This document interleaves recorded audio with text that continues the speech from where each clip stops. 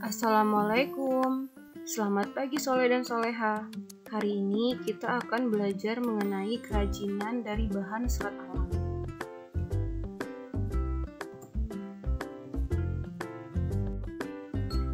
Jenis bahan kerajinan dari serat: sapu lidi, tas anyaman, dan atap jerami merupakan produk kerajinan berbahan serat yang sering kita manfaatkan dan gunakan dalam kehidupan sehari-hari.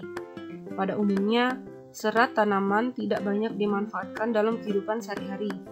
Serat tanaman cenderung menjadi limbah atau sampah yang sering dibuang begitu saja. Namun, saat serat diolah menjadi suatu barang atau produk kerajinan, nilainya akan menjadi lebih tinggi, yaitu mempunyai nilai estetika dan nilai guna. Dengan demikian, serat dapat dijadikan sebagai bahan utama untuk menghasilkan suatu produk kerajinan. Yang pertama, mengenal produk kerajinan dari bahan serat alam, serat buatan, dan teknik pembuatan. Jenis produk kerajinan yang terbuat dari bahan serat alam dan buatan banyak kita temui di lingkungan sekitar. Jenis bahan-bahan ini memiliki struktur materi yang berbeda, sehingga dibutuhkan perlakuan yang berbeda pula untuk mengolahnya menjadi suatu produk kerajinan. Yang pertama akan kita bahas yaitu eceng gondok. Tanaman eceng gondok dapat dibuat berbagai kerajinan tangan karena memiliki serat yang cukup kuat. Agar mudah dibentuk, eceng gondok sebaiknya dikeringkan terlebih dahulu. Hal ini disebabkan eceng gondok merupakan tanaman basah yang hidup di permukaan air. Bahan eceng gondok tersebut kemudian diolah menjadi bahan setengah jadi dengan cara dibuat lembaran polos dan diolah dalam bentuk anyaman. Proses tersebut dilakukan dengan cara mengepres eceng gondok agar berbentuk pipih. Kemudian eceng gondok akan lebih mudah diproses menjadi produk kerajinan dengan teknik anyam, lembaran atau lempengan, pilin atau kepang, dan tenun. Produk kerajinan ini dapat diterapkan dengan teknik tertentu. Yang pertama, merakit. Merakit adalah salah satu teknik membuat benda 3 dimensi dengan cara menggabungkan beberapa benda menjadi satu kesatuan yang bisa berfungsi dan bernilai lebih. Yang kedua, kolase.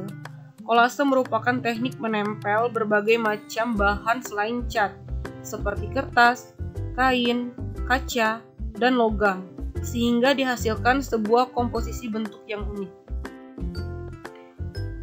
Lalu kulit jagung. Jagung biasanya hanya dimanfaatkan bijinya untuk keperluan pangan, sedangkan kulit dan rambut jagung tidak dimanfaatkan lagi, sehingga menjadi limbah rumah tangga. Namun, ternyata kulit jagung dapat dikreasikan menjadi produk kerajinan yang bernilai estetik tinggi. Kerajinan kulit jagung yang dapat dibuat berupa aksesoris, pajangan, atau barang bermanfaat lainnya. Yang ketiga, pelepah pisang. Sebagian besar orang menganggap pelepah pisang hanya sebagai sampah yang mencemari lingkungan. Pelepah pisang atau batang temu adalah sampah yang biasanya tidak dimanfaatkan karena dianggap tidak berguna. Namun, pelepah pisang dapat dimanfaatkan sebagai bahan untuk membuat kerajinan. Di tangan orang yang kreatif, pelepah pisang dapat diubah menjadi sebuah tas, sandal, bingkai, lampu, serta produk kerajinan lainnya. Yang keempat, daun pandan. Daun pandan pada umumnya digunakan sebagai bahan pewarna alami atau penyedap makanan. Namun, pandan merupakan tanaman non-kayu yang termasuk serat alam sehingga dapat dimanfaatkan sebagai bahan membuat kerajinan. Saat ini, beberapa pengrajin juga memanfaatkan pandan sebagai bahan membuat kerajinan yang menarik. Hal ini semakin menambah nilai guna daun pandan sebagai produk alam yang bermanfaat bagi manusia. Yang kelima, tali angel. Tali angel biasanya digunakan sebagai bahan utama maupun bahan pendukung untuk membuat kerajinan tangan.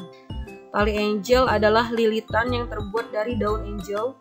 Daun angel berasal dari pohon jenis palem bernama gebang atau dalam bahasa Latin Corypha utanlam. Pohon tersebut berbatang tunggal setinggi 15-20 meter dengan daun berbentuk kipas dan bertangkai panjang. Tali angel banyak ditemukan di berbagai wilayah di Indonesia. Lalu kita akan membahas kemasan produk kerajinan dari serat alam. Yang pertama, fungsi dan tujuan kemasan. Fungsi kemasan yang pertama yaitu sebagai wadah untuk sebuah produk. Yang kedua, memberikan perlindungan pada barang yang dikemasnya. Yang ketiga, memberikan kemudahan dalam pengangkutan. Dan yang keempat, memberikan keterangan mengenai sesuatu yang dikemasnya. Lalu tujuan kemasan. Yang pertama, memberikan pelayanan kepada konsumen. Yang kedua, memberikan suatu ciri tertentu pada sebuah produk sehingga membedakannya dengan produk lain. Yang ketiga, memberikan daya tarik pada barang yang akan dibeli oleh konsumen. Cara pengemasan. Pengemasan barang dapat dilakukan secara tradisional maupun modern. Pengemasan secara tradisional merupakan cara mengemas suatu produk dengan memakai bahan-bahan yang berada di lingkungan rumah, seperti daun kering, jerami, koran bekas, serbuk gergaji, sekam, atau potongan kertas. Keuntungan pengemasan seperti ini adalah murah, mudah didapat, dan praktis. Di sisi lain, kelemahannya adalah bahan pembungkus mudah rusak, tidak dapat dipakai sebagai kemasan ekspor, dan tidak higienis, sehingga mungkin saja mengandung kuman penyakit. Selain secara tradisional, ada pula pengemasan dengan cara modern, yang biasanya sudah disiapkan oleh perusahaan industri kemasan. Kemasan dibuat dari plastik, mika, fiber, karton, bambu, atau kayu, yang dilengkapi dengan penganjal yang terbuat dari gabus atau busa. Keuntungan kemasan secara modern adalah praktis, menarik, mudah dibawa, dan kerusakan produk terbatas. Kerugiannya adalah harga yang relatif mahal dan ada pembatasan pemesanan. Demikian pembahasan kita pada hari ini. Untuk tanya jawab dan tugas akan Ustazah kirim di grup. Terima kasih. Wassalamualaikum warahmatullahi wabarakatuh.